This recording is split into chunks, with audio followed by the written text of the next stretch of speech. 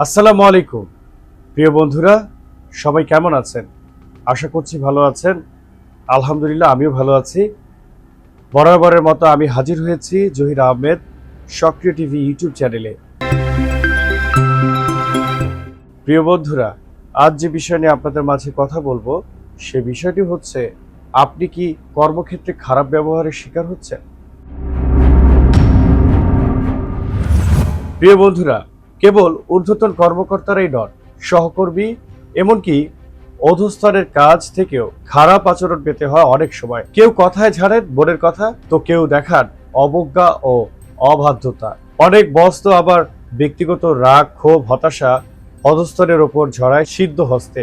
কেউ হয়তো শারীরিক ভঙ্গি নিয়ে কটূক্তি করেন, কেউ আবার নারী পুরুষের ভেদাভেদ টেনে আনেন কথার মধ্যে। কারো আবার কোনো এক ভুতুরে কারণে বছর পর বছর আটকে থাকে পদোন্নতি। বিশ্বজুড়ে রোজকার কর্মপরিসরে দুর্ব্যবহারের শিকার হয়ে থাকেন বহু মানুষ। সব মিলিয়ে ব্যাপারটা দাঁড়ায়, এই কর্মক্ষেত্রে শান্তি নামক বস্তুটাই থাকে না। আর তাই সেখানকার অশান্তির প্রভাব যে ব্যক্তিগত আর পারিবারিক জীবনেও পড়বে সেটি স্বাভাবিক। প্রিয় বন্ধুরা, কথায় বলে ব্যবহারের বংশের পরিচয়।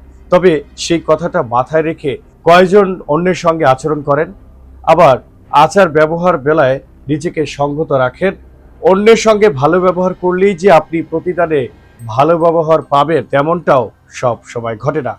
আবার অন্যের খারাপ আচরণের প্রভাবে অনেক রাগান্বিত হয়ে পড়েন, চাকরি ছাড়ার সিদ্ধান্ত নিয়ে ফেলতে পারেন কেউ কেউ।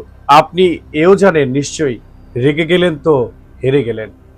তবে চাইলেই সবসময় বঞ্চনাকে তুচ্ছ জ্ঞান করে হাসি মুখে এগিয়ে যাওয়াও সম্ভব হয় না। কর্মক্ষেত্রে খারাপ ব্যবহারের শিকার হয়ে অনেকেই ভোগেন দীর্ঘমেয়াদী হতাশা আর আত্মবিশ্বাসহীনতায়। এই রাগ, দুঃখ, হতাশা, ক্ষোভ সামলে কিভাবে কর্মজীবনে নিজেকে একটু ভালো রাখা যায় তার 5টি ধাপ জেনে নিন আজ।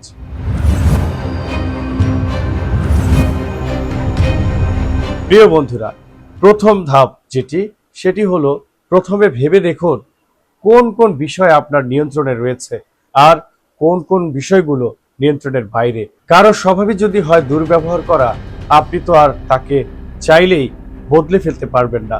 আবার আপনার কাজের কোনো ভুল থেকে থাকলে সেটি ঠিক করে ফেলা আপনার নিয়ন্ত্রণে। তাই যেগুলোর উপর আপনার নিয়ন্ত্রণ রয়েছে সেখানে ইতিবাচক নিয়ে আসুন, নিজের সেরাটা দিন, যাতে অন্য কেউ আপনার কাজ নিয়ে কিছু বলতে না পারে।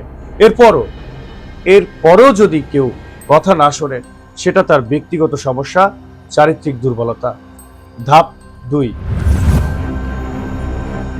প্রিয় বন্ধুরা, সাধারণত দেখা যায় খারাপ আচরণে একটি ধারা থাকে। কোন পরিস্থিতিতে একজন মানুষ আপনার সঙ্গে কোন ধরনের ব্যবহার করছেন, কাজ করতে করতে আপনি তা বুঝে ফেলবেন একসময়।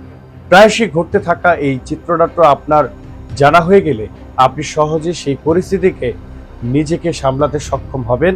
তাই পূর্বানুমান অনুযায়ী নিজেকে প্রস্তুত রাখুন। ধাপ 3। মনে রাখবেন, আপনার সংসার চালানোর জন্য, মাসে কিছু টাকা আয় করার জন্য আপনি চাকরিটি করছেন। ব্যক্তিগত কোনো সম্পর্ক এর সঙ্গে আপনার সম্পৃক্ততা নেই, কেবল অর্থনৈতিক সম্পর্ক। নিজের কাজটা সর্বোচ্চ সততা আর নিষ্ঠার সঙ্গে করবেন। মাস শেষে টাকা গুনবেন।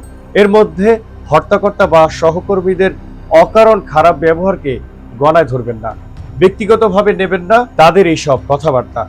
আচরণে আপনি কতটা আহত হচ্ছেন সেটা কিন্তু আপনার হাতে, চাইলেই আপনি তা নিয়ন্ত্রণ করতে পারবেন।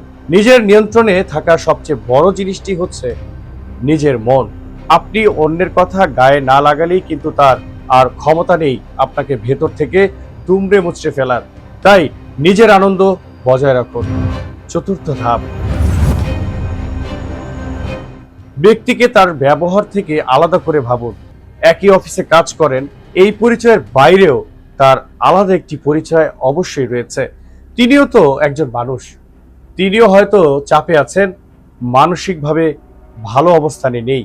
হয়তো তিনি পারিবারিক অশান্তির মধ্য দিয়ে যাচ্ছেন, হয়তো তিনি একজন স্নেহ ভালোবাসা বঞ্চিত অভাগা ব্যক্তি, অথবা তার কাছের মানুষটি মারাত্মক অসুস্থতায় ভুগছেন। এক জায়গার হতাশা বা ক্ষোভ অন্য জায়গায় বিস্ফোরিত করার প্রবণতা তৈরি হয় অনেকের মধ্যেই। মনে রাখবেন, যে ব্যক্তি সুখী আর নির্ভর সে কখনোই অকারণে সহকর্মী বা অধস্তরের সঙ্গে খারাপ ব্যবহার করবে না। প্রিয় বন্ধুরা, পঞ্চম ধাপটি যেটি রয়েছে সেটি হলো কোনো পরিস্থিতিতে আপনি কিভাবে প্রতিক্রিয়া দেখাবেন তা ঠিক করে দিন। অকারণে কোনো কথা শুনবেন না। অকারণে কেন কথা শুনবেন? মাত্রা ঠিক রেখে প্রতিক্রিয়া দেখান। ব্যাপারটি অনেকটা চিত্রনাট্যের সংলাপের মতো। আপনার সংলাপ ঠিক করার সময় খেয়াল রাখুন যুক্তি, শান্তি আর স্বাচ্ছন্দ্যের উপর। সেন্স অফ হিউমার বা রসবোধের পরিচয়ও দিতে পারেন অবস্থা বুঝে। তাই প্রয়োজনে আরো ঊর্ধ্বতন কর্মকর্তাকে পরিস্থিতি বিস্তারিত জানিয়ে মেইল করতে পারেন বা তাকে জানাতে পারেন। প্রাতিষ্ঠানিক ব্যবস্থা নিতে উদ্যোগী হতে পারেন। মনে রাখবেন, কারণ ছাড়া দিনের পর দিন আপনার সঙ্গে খারাপ ব্যবহার করার অধিকার কারো নেই। তাই সময় থাকতেই নিজের অধিকারের চর্চা করুন। ভালো থাকবেন। আজ এ পর্যন্তই। বরাবরের মতো আবারও আপনাদের মাঝে হাজির হব। সে পর্যন্ত সুস্থ থাকুন। শুভেচ্ছা নিরন্তর।